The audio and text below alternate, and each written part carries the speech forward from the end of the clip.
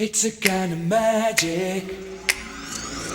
So trying to, how hard it is to sit in that stillness and to not run away and to actually own it and sit with it and process it and move forwards and change it. And not being afraid, you know, when you're in a situation that make you feel uncomfortable and that you've been taken advantage of somehow. It doesn't feel right and you almost don't want to say some things, you don't want to make waves, but you go, hang on a second, where's my sword?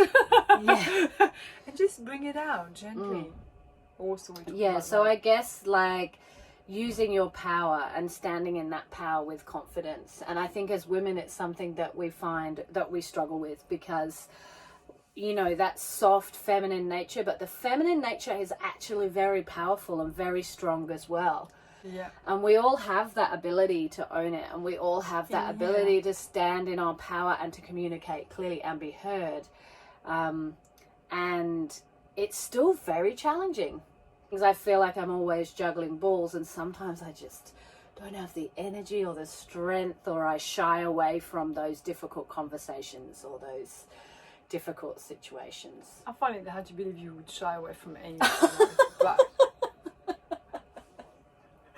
That's that's true. But there's inner turmoil. And that's what I want to get rid of, that inner turmoil, or to talk about what standing in your power and having your boundaries about what is acceptable for you, and how to do that without the churning stomach and without the drop and the anxiety and the, all those things that come up when we have to do that.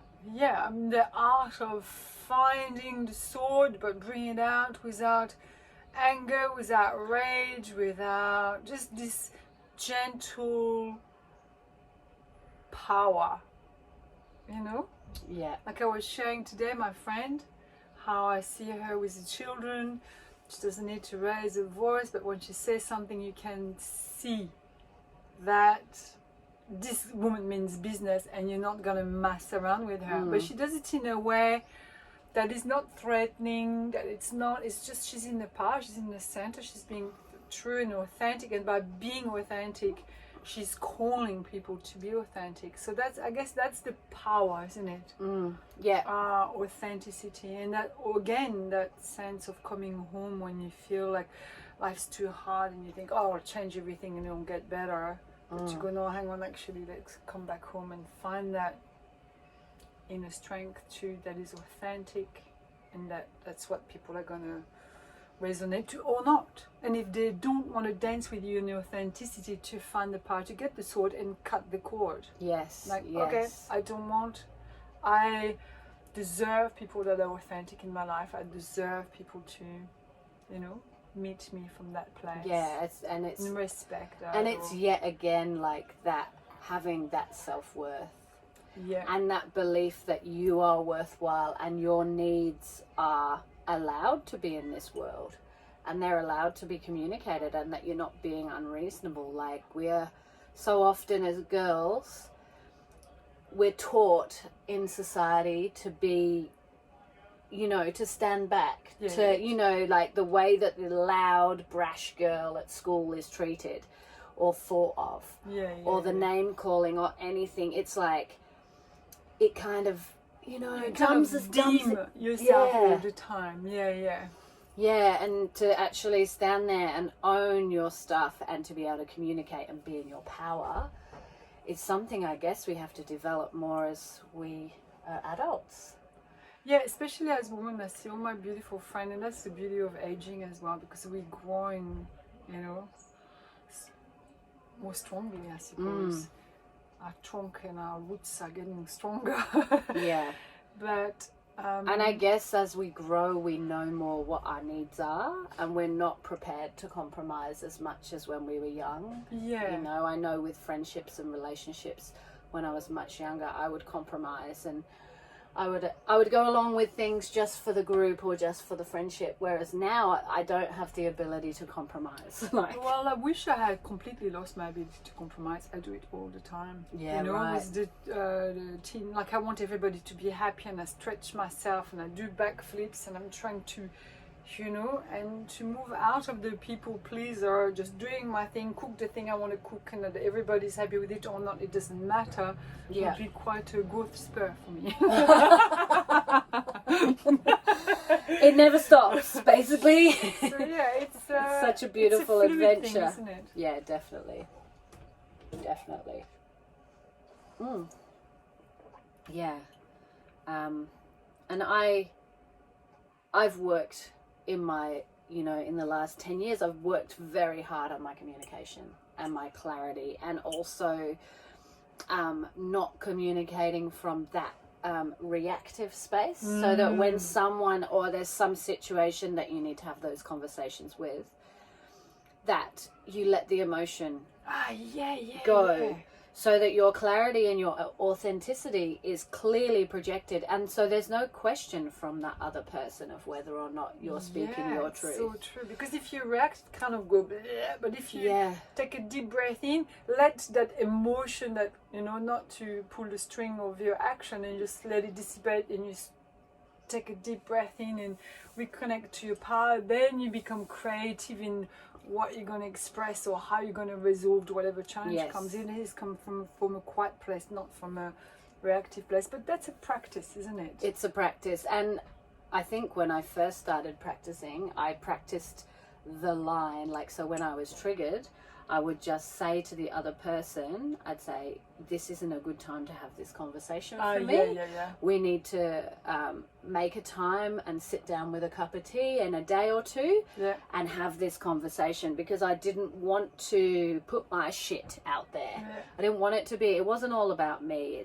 It's about obviously my needs and my wants, but it's not an emotional roller coaster. It's taking the drama out of the communication. Well, also if there's a drama, in some respect, it's calling you to grow somewhere. Yeah. So for you to react and dump it on someone or make big waves out of it, it's kind of emotionally immature, because you recognize if it's disturbing you that much, there's something for you to bring home and digest and unpack before you can bring it to the table. Like, I don't know.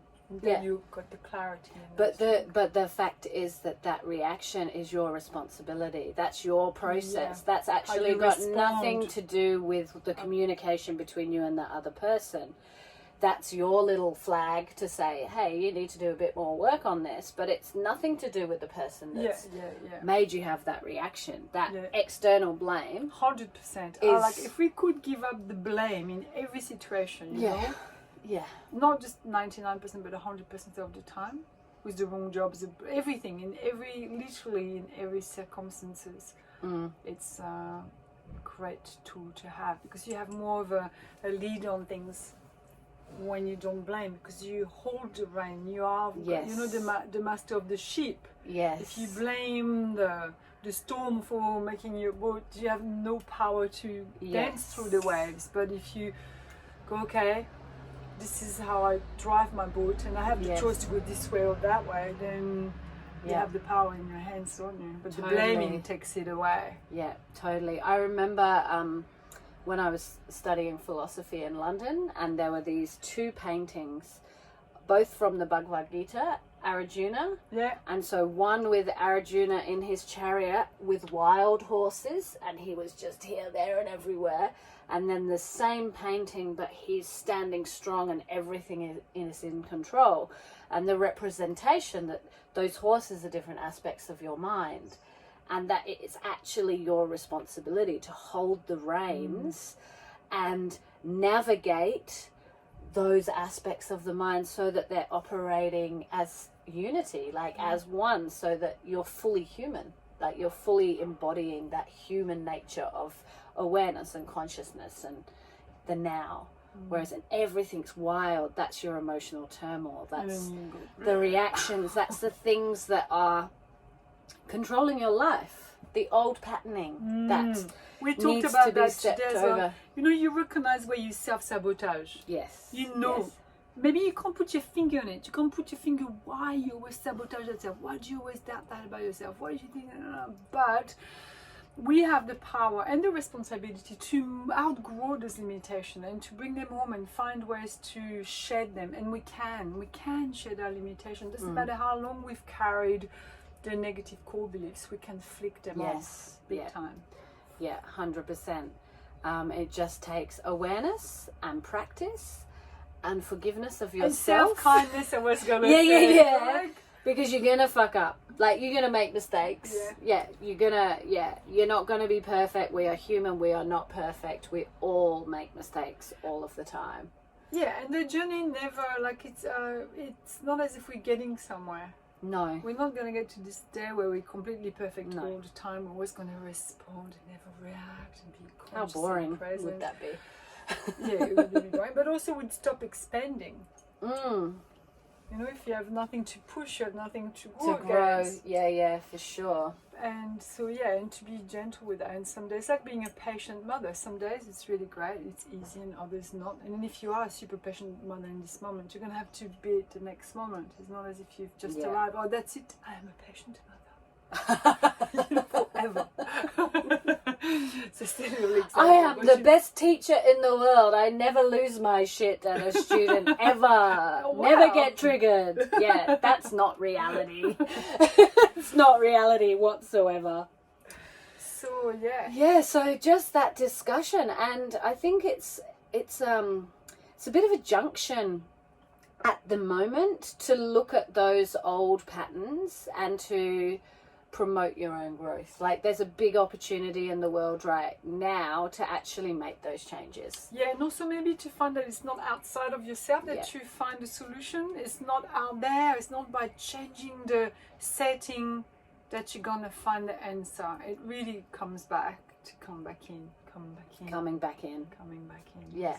And when you've got your runaway shoes on and you want to escape and get away from your current reality, it's even harder to sit with yourself. Yeah, like this morning I'm trying to sit with myself, and it's like inner turmoil, but just allowing that to be and to pass and to recognize that often when those triggers or those agitations are coming up, that there's growth beyond that. Yeah, and even embracing the agitation. If it's turmoil, then so be it. You don't have to want it to be quiet. It's not quiet. So it's turmoil, and it's okay because it's going to pass. Yeah. And that comes back to being gentle with yourself. Yeah. And sitting here, and the solution will arise. The old will be shed and something new will sprout. Yeah. So I have a little practice to share, actually. Please. It's not a meditation, but it's a real bringing yourself into awareness. So when I was in the philosophy, which was Vedantic based, we were taught how whenever you touch a door handle, be it your car, your house, your bedroom, you're entering a space, okay? So going to a meeting, going to the vet, going to the shop, whatever. So whenever you touch a door handle, you inhale and you exhale and you ground yourself. And that basically, it brings your awareness fully in line so that you're in the present moment. So it means whenever you go into something, into a new situation, you're aware. Yeah. You're in that moment. You're in that situation. So I'd like to invite a practice this week. Yeah, that we use all our door handles. Door handles. Easy. And how many door handles do you touch a day? Getting in and out of your car, in and out of your house, going to see friends, at the beach, going into the, there's so many situations. Definitely. And basically it's just teaching your psyche to take those breaths. I love that. I mean, to connect. That's a great idea. Before we were talking about taking at home, and I was talking about the being at home in the world. It's his book, and how every time he has a huge challenge, he takes a deep breath in. And in his movie Walk With Me, every time they hear a bell, they have to stop and take a deep breath. Yeah. So I guess the's no bells ringing every 15 minutes in our lives, but there's door Yeah. handles that Yeah. are there. So all the we're going to time. use the door handles because that's the reality of the Okay, work. I'll join the practice. Yep, I'm in. I Cool. mean, cheers. Cheers. Yeah, enjoying some beautiful tea. Happy Sugary. Magic Monday. Thank Happy you Magic for Monday. listening. Lots of love and find your power. Be Love kind to you. It's a kind of magic.